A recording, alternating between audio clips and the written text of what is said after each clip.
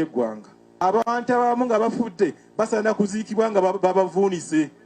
Kyaddaaki Banadiini nabo bavuddeyo ne beekyanga ne bateekawo embeera etali ya bumativu ku bigenda maaso mu ggwanga. Ku Prejan Media TV yonna gy'osinziira okubanga ku mukutu kw'oli ensi yonna gwe yonna gy'oli tugamba bugambi weebale kubanga weekuumidde ku mukutu. Ensonga emu gye nkugamba nti subscribinga onyiga akadde osobole okubanga obeera omu ku basooka okufuna updates ezigenda maaso mu ggwanga. Omanyi bingi ebyetooloola eggwanga kati w'otanyiga kadaako ogenda kusubwa ebintu bingi ebifa mu nsi yo Uganda gwe ali ewala. Naye nga olunaku olwaleero nsaasira abantu abalina abalwadde mu malwaliro, nsaasira abantu abalina ebizibu, leka Mukama agezeeko bayamba musobole okuba nga mutereera yadde ate embeera mu ggwanga yo eri ku bikukujju. Yes, olunaku olwaleero ffenna tumanyi nti olunaku olw'eggulo wabaddewo embeera eyagenze mu maaso era ng'embeera eno eya mwana mulenzi amanyiddwa nga Sente. Sente ono bambi yasobodde okuba nga yavudde mu bulamu bw'ensi eno era bamuziise wali e Masaka mu kifo ekimanyiddwa nga Kirowooza okusobola okuba nga agenda asisinkane omutonzi.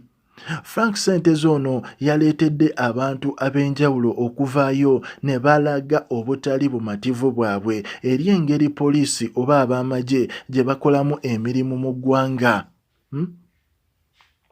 Gweoyinza okuba tokimanyi naye abantu ab'enjawulo bavuddeyo ne balaga nti nedda eggwanga engeri gye tulitambuzaamu nedda tekisoboka, tetusobola kubanga tuli bwe tuti. Bannamawulire embeera gye balimu nayo yagete. Abantu ab'enjawulo nabo balagira ddala ensi gye balimu tebagitegeera, oyinza ogamba baabasuula mu nsi etali yaabwe. So olunaku olwaleero ne Banadiini bavuddeyo ne balaga obutali bumativu bwabwe. Yes, olunaku olw'eggulo twalabye Munadiini era eyakutte emmisa y'okusiibula mwana mulenzi amanyiddwa nga Sente. Munadiini ono yadde amanyiddwa nga Reverend Father John Mary Kiwanuka. Era Munadiini ono yasabiddeko ne Bobi naye ekintu kye yakoze yatabuse n'ayogera ebigambo nga muganda wange alagira ddala omusajja akooye.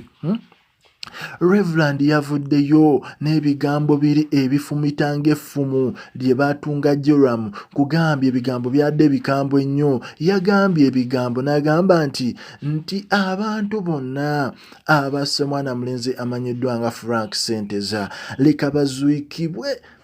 leka baziikibwe nga beesulise. N'agamba nti abantu abo baamusse leka entaana zaabwe. Bannange omusajja ayogedde ebintu naye ng'ebintu bino abyogeza bulumi nga kiraga omukulu ono bambi obusungu alina bungi eri gavumenti. Naye ng'ate ekireeta obusungu ekyo kiraga nti waliwo embeera etali ya ssanyu mu ggwanga egenda mu maaso. Ate mulimu ne bafaadha bannaabwe bo abatalaba mbeera bweti. Ffenna twalabye faadha w'e Kampala. Faadha yavuddeyo n'akola statement enkambwe n'agamba naye lwaki Pulezidenti Museveni taddamu n'afuga emyaka emirala 3 ne tuba nga tuwona ebintu ng'ebyo eby'okuyiwa omusaayi.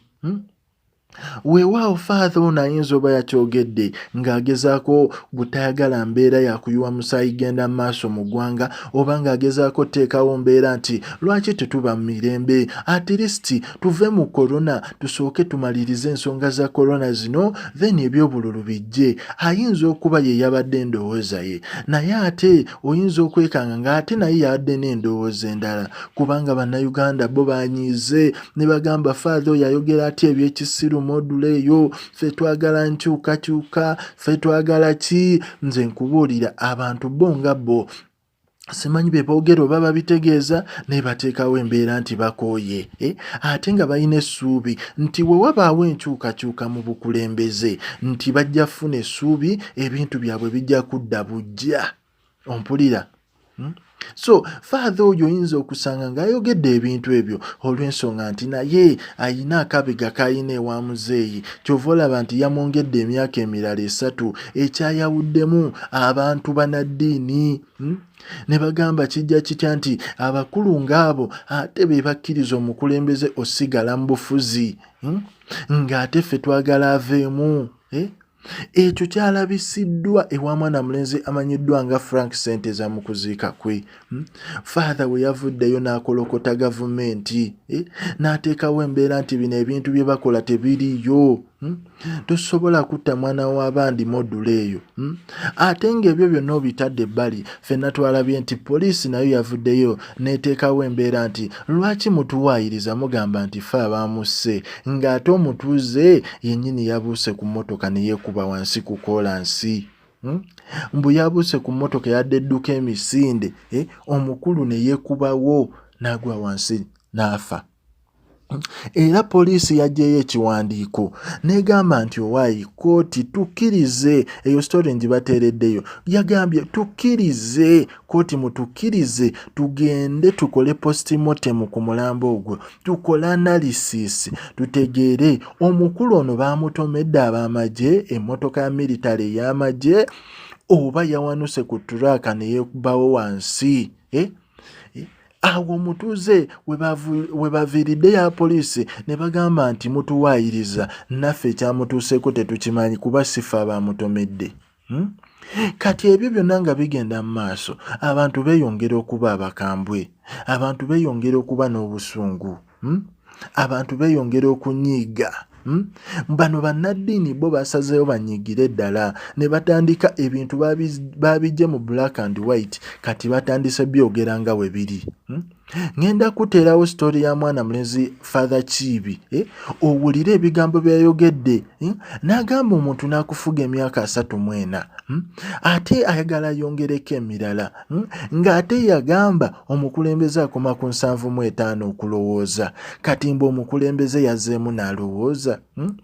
Ngenda kulekera njajji kuteerayo eyo speech, era gwe ku projani beerako nnyo, ngenda kuteerako eyo speech ya Father Kiibi naye osobole okubanga owulira ebigambo byayogedde, kubanga ate Banadiini nabo batandise okubanga bo baakooye. Simanyi oba Banadiini bonna, naye nga ffe twalabye Banadiini ababadde boogerera ku kufa kwa mwana mulenzi Sente za Franka, Banadiini bayogeza obukambwe bungi, Banadiini bayogeza obusungu, Banadiini balaze nti si bamativu, era nabo ne bateekawo embeera nti balinga abeesunze enkyukakyuka mu ggwanga.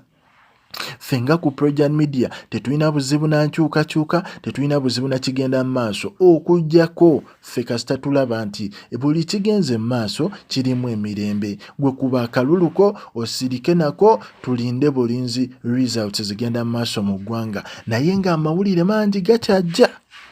Gwe nyiga kadde osigale ku Projan Media TV oleme kusubwa yadde erimu. Abantu abamu nga bafudde basaana kuziikibwa nga babavuunise. Eyasse Franka, eyawadde ebiragiro by'okutta Franka, n'eyayambyeko okulimbalimba okubuzaabuza obujulizi, basaana kuziikibwa nga babavuunise. Baleme na kulaba kitangala kya waggulu. Era bwe baba nga bafudde, essaala gye mubasomera tayimuka amabayo kimule kyaggwawo, n'ekitangaala ky'obubira kibaakire batebenkere mu bitooke.